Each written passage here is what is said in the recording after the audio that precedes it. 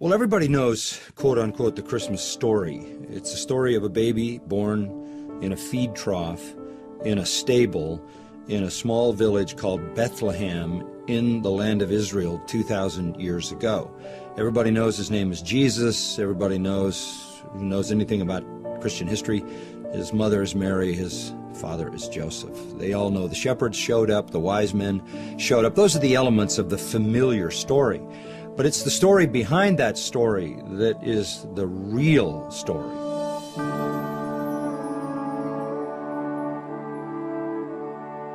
God, the creator of the universe, creates man, creates him without sin, puts him in a perfect environment in the garden. Man, meaning Adam and Eve, disobey God, fall into sin, catapult the whole human race into a cursed condition where everyone in the world is a sinner.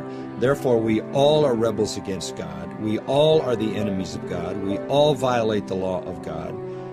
God is a just God and a holy God and must punish sin.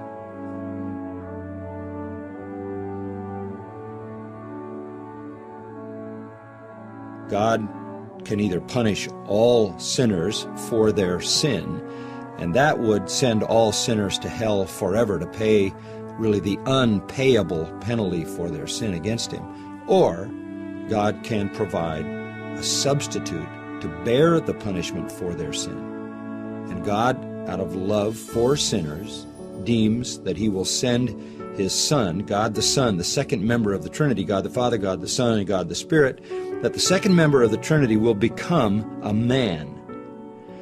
And for the purpose of dying for men. He had to be a man in order to die for men. He had to be God also in order to bear infinite punishment in a brief moment of time.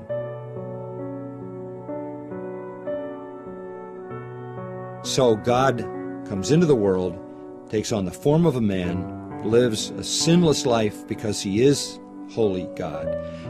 In spite of that, he is executed as a criminal, which from a human standpoint is the worst thing that people could have done to him, but from the divine standpoint is the best thing that God could do, because God puts on him the punishment for all the sins of all the people who will ever believe through human history.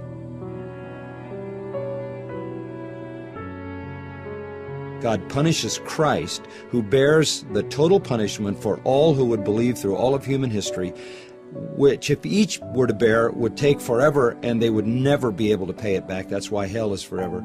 But because he is an infinite person, he bears all of that for all those people who would ever believe in 3 days, fully satisfying the justice of God. God validates the sacrifice of Christ as being perfect by not only did God say, "This is my beloved Son in whom I am well pleased," but he raised him and seated him at his right hand because he had perfectly finished redemption.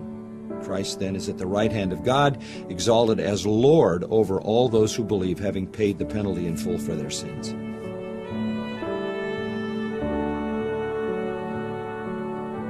And that's the real story of Christmas, not the shepherds and the wise men and the manger and the stable and 2 people and a little baby.